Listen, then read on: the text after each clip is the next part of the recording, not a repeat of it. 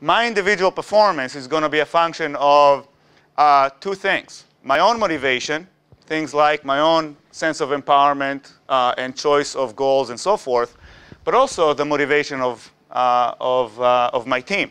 Okay? For example, if I want to help Paul, okay, I may not be able to physically help Paul because I'm resuscitating somebody's wife, like from Chris's story, for example.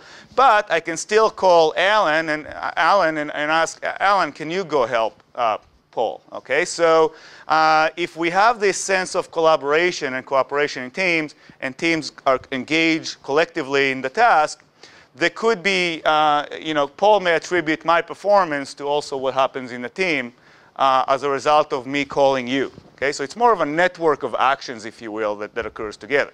And then over time, when we have engaged individual, when we have individual who perform well, that would feed back to the team, and the team would perform more effectively as a collective. However we choose to define, again, performance of the team. Okay? Now here comes the interesting part.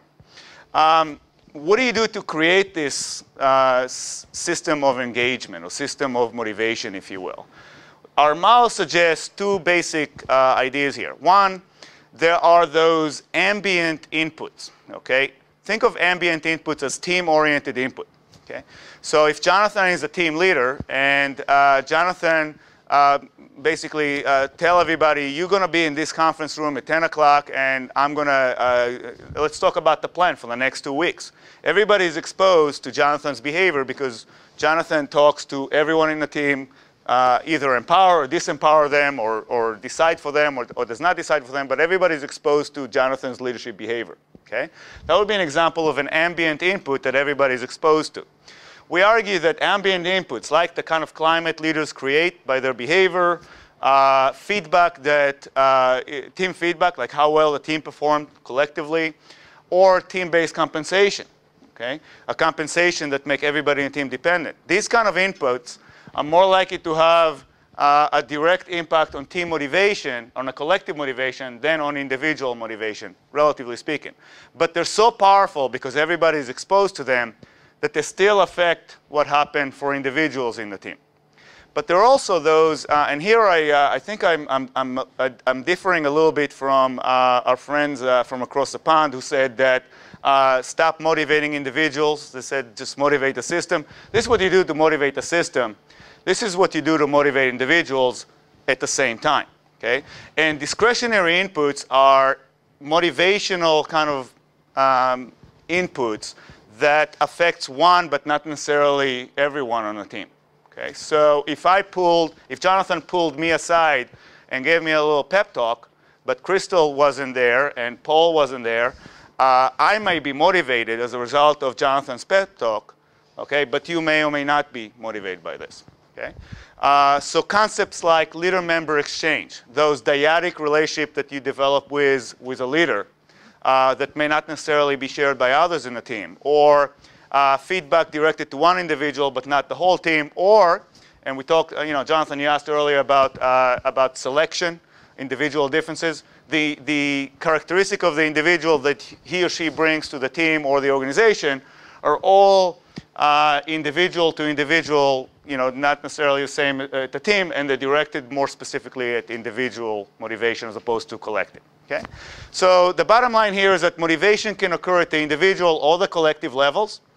Their collective and individual motivation work in concert with each other to affect what the individual does, as well as what the collective does in a team. And what leaders and managers should do is apply both ambient and discretionary input to motivate the system as a collective, but also motivate individuals within a system. It's okay to ask a question? Yeah. This probably never exists, but imagine if there were an environment where there was very little ambient input in terms of motivation, and the vast majority of motivation was individual based. What I'm gathering here is that from a general perspective, from a global perspective, that's less effective. You're getting less bang for your buck, less leverage there from a global perspective than you would if there were very strong ambient motivators. Is that accurate?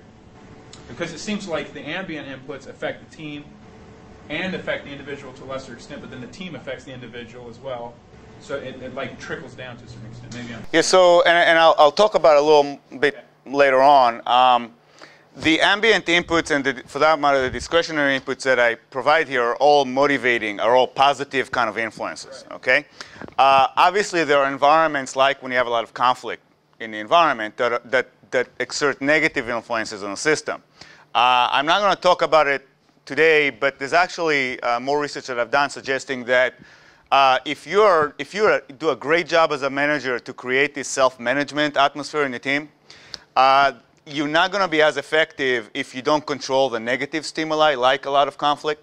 So, that's one way to answer your question is you need to balance the positive and negative inputs in both levels to be maximally effective. But the ambient inputs are a lot more important when you have a lot of interdependencies in a team. And I'll get to that in one of my studies. I'll show that motivating a system that is a very loose system, when people are not really dependent on each other, is almost counterproductive. It's a waste of time. You should only focus on individual.